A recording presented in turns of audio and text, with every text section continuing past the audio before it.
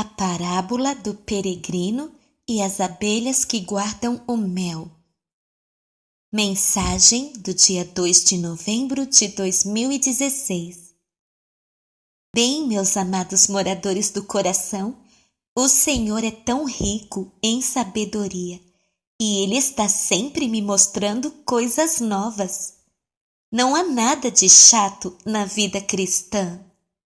E aqui eu quero compartilhar uma parábola com vocês. É a parábola do peregrino e as abelhas que guardam o mel.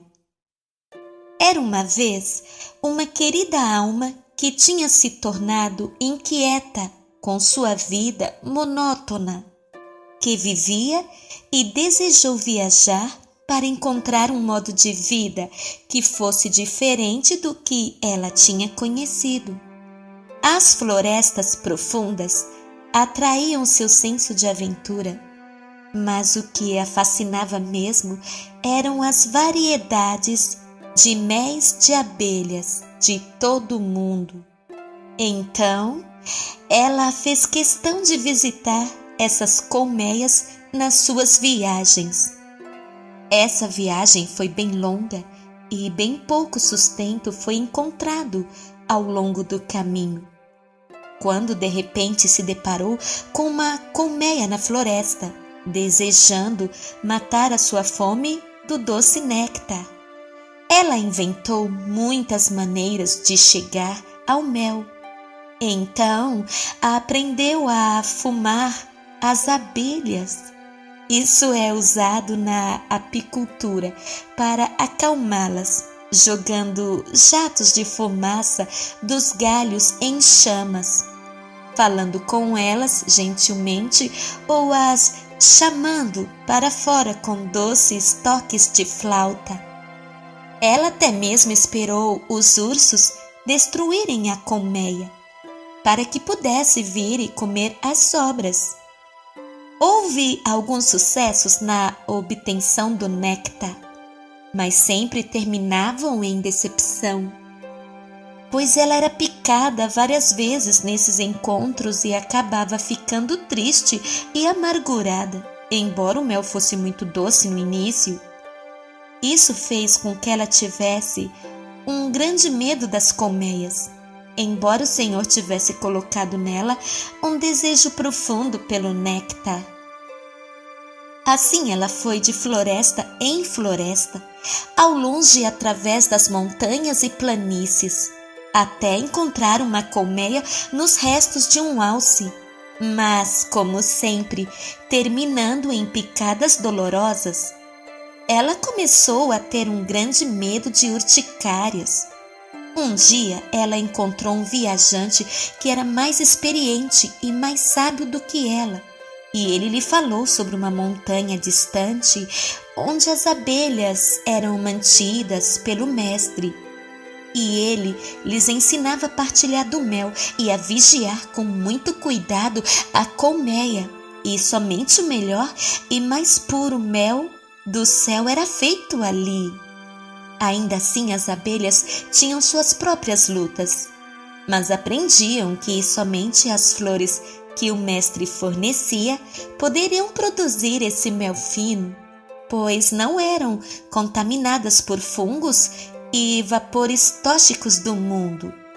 Então, ela partiu para este lugar e, finalmente, quando chegou lá, descobriu que era fortemente vigiado. Claro, o mestre anteriormente havia visto muitos que vieram para roubar as colmeias ou destruí-las. E ele tinha uma forte experiência sobre essas pessoas descuidadas, que vieram para tomar e não considerar as necessidades das abelhas. Ele levou muitos anos para se recuperar destas perdas, de modo que o mestre manteve uma estreita vigilância sobre as colmeias. Bem, a essa altura, essa alma já tinha muito medo de colmeias, porque nunca tinha visitado uma colmeia que não a machucasse. Então, ela presumiu que está também seria como as outras, mas logo percebeu que poderia ter muito mel. No entanto, nenhuma dessas colmeias poderia ser confiável. Quando ela foi autorizada a entrar nos portões, carregou consigo o seu medo de abelhas, porque em sua mente elas eram como todas as outras. Ela tentou lutar contra esse sentimento enquanto acompanhava nas proximidades, mas uma noite depois de ter provado aquele mel extraordinário, ficou com medo de que o mestre a controlasse também. Então ela propôs em sua mente de fugir em silêncio sem que ninguém a percebesse. Seu medo a dominava. Seu desejo pelo mel que o mestre tinha feito era grande, mas ela não estava no controle de seu próprio desejo. Só aquele medo de ser picada estava controlando. Então, ela fugiu sem levar o pote de mel de âmbar, preciosíssimo, que o mestre havia preparado só para ela. Ela prosseguiu de colmeia em colmeia durante a sua peregrinação, mas sempre recusou chegar perto do mel, porque os melhores e mais puros méis do céu eram guardados e isto a intimidava. Ela poderia perder o controle, pois era sempre assim que quando era picada antes. Então ela vagou pela terra, ficando com o tempo mais faminta e fragilizada pelos predadores que a perseguiam. Ela seguiu sem proteção e também sem o alimento dos méis puros guardados pelo resto de seus dias. Então, qual é a moral desta história? Quando temos medo de alguma coisa, geralmente é um instinto de sobrevivência, porque já nos machucamos antes, então nos cobrimos e nos protegemos.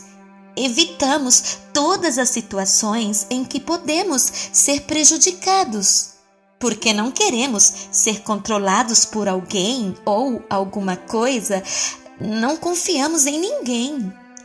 É assim que Satanás consegue direção de nossas vidas. É assim que ele nos controla, por causa do nosso medo.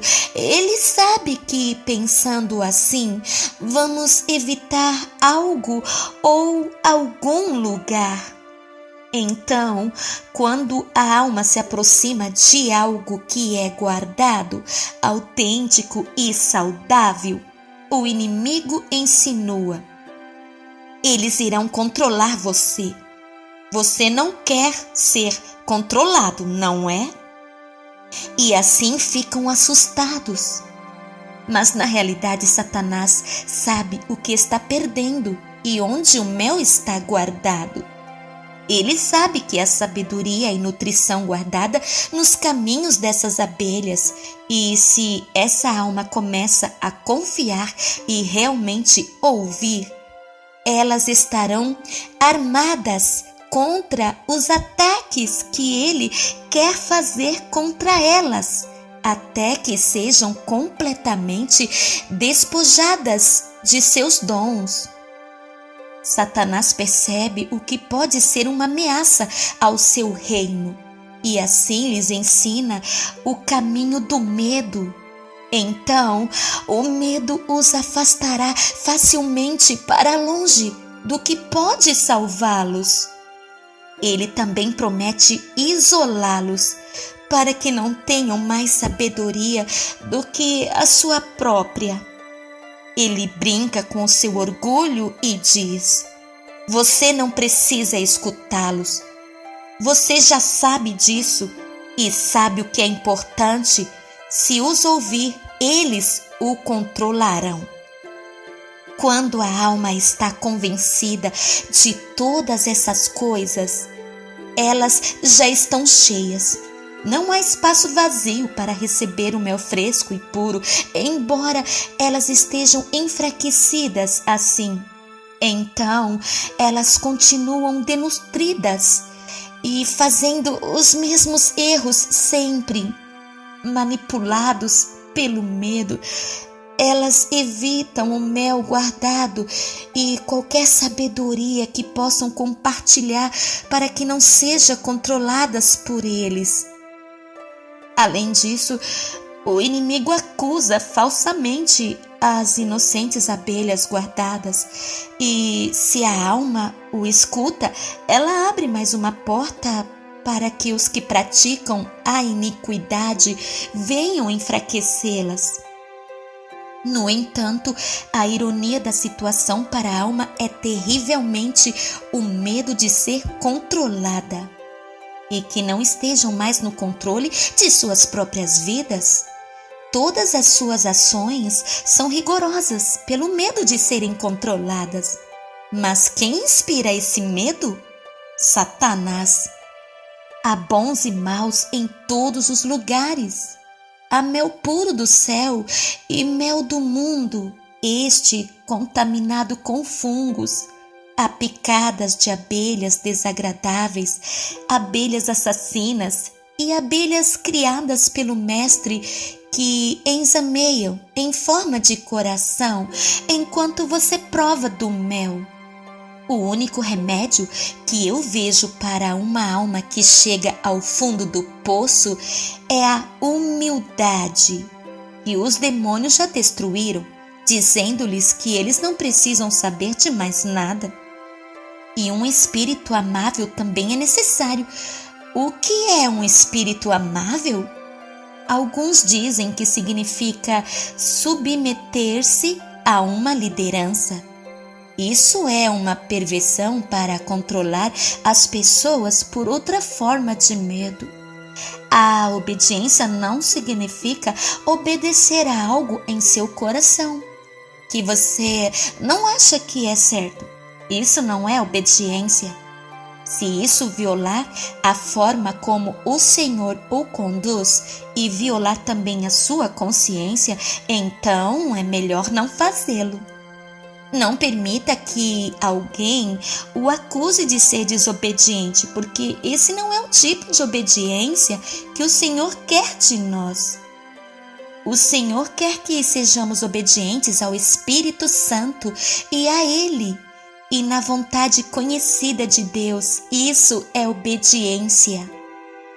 Mas há momentos em que caímos no erro e nós nem sempre sabemos qual voz é do Senhor e qual voz é do inimigo, porque muitos se disfarçam na forma de Jesus. Um espírito ensinável é rápido para ouvir e tardio para falar. Um espírito dócil não defende constantemente suas ideias. Ao contrário, eles ouvem e comparam em silêncio e permitem que o Espírito Santo separe a verdade do erro. Um espírito educável procura pessoas mais sábias do que eles próprios e fica ansioso para aprender com eles. Um espírito ensinável tem fome da verdade e a fome irá fazê-los abandonar qualquer forma em suas vidas quando descobrem que isso é falso. A verdade e somente a verdade é o seu padrão. E foi assim que eu vim ao Senhor pela nova era. Eu explorei todos os ismos e nenhum deles soou verdadeiro. Até que Jesus me encontrou em minha escuridão e me revelou quem Ele era em sua luz brilhante. Então eu abandonei todas as práticas da nova era. Eu tinha que decidir entre o certo e o errado. E isso me levou anos de fracassos e erros humildes e tendo que reaprender coisas que não eram o caminho certo. Quando estava frequentando a igreja, tive que separar os caminhos dos homens dos caminhos de Deus, mas eu busquei estar bem humilde quando o Senhor me salvou e estive bem ansiosa para saber a diferença. Não existe tal coisa que uma alma não possa aprender.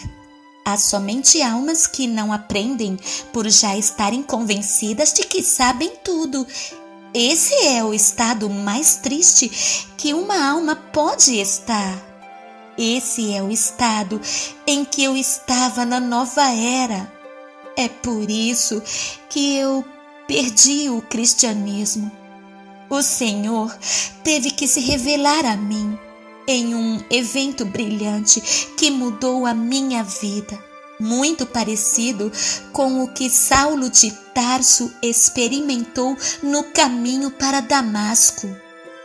Nem mesmo em milhares de anos eu conhecerei todos os caminhos de Deus. Minha sabedoria é como um grão de areia na praia. A sabedoria de Deus é como as praias e as estrelas do universo. Ai de mim se eu começar a me achar que sei. Deus, me salve do meu orgulho, ou cairei nele. Eu sou uma obra em construção. Eu não sei, e todos os dias eu aprendo que eu sei cada vez menos. E esse é o único lugar seguro para se estar.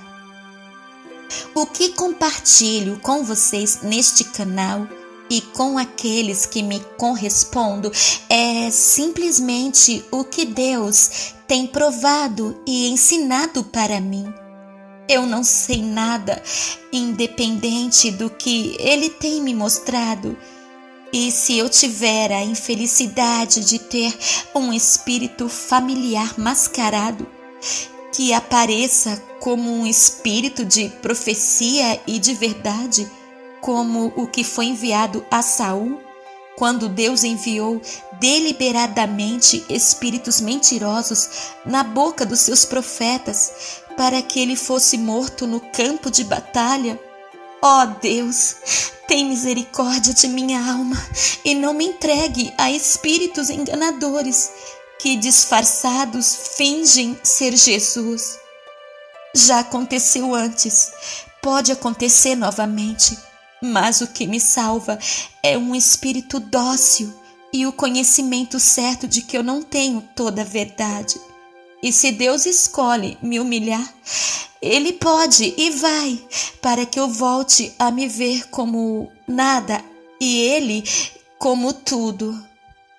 E aqui eu o agradeço por ter me cercado protegidamente com pessoas proféticas, verdadeiras, comprovadas, pessoas humildes, genuinamente amorosas, que me ajudam a superar os meus erros.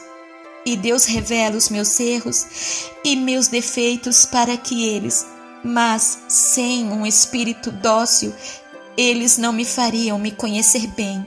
Mesmo que Elias aparecesse para mim, se eu não tiver a graça retrátil da humildade e um espírito ensinável, eu não iria ouvi-lo, mas sim seguir meu próprio caminho. Eu digo graça retrátil de humildade, pois sem a intervenção cautelosa do Senhor para nos manter humildes, eu iria cair rapidamente em um estado pior de orgulho do que me encontro hoje. Deus nos salve disto. Senhor, apelo à sua misericórdia. Estamos todos com medo de errar e de sermos controlados. Ajuda-nos a sermos humildes e ensináveis e sabermos a diferença entre o certo e o errado, especialmente estarmos dispostos a nos submeter ao Espírito Santo, porque a nossa sabedoria é inútil. Precisamos de sua sabedoria e de sua mente todos os momentos do dia, Senhor. Então, revele em nós qualquer caminho falso e nos ajude a receber a graça para ouvir a sabedoria quando é trazida dos céus para nós. Amém.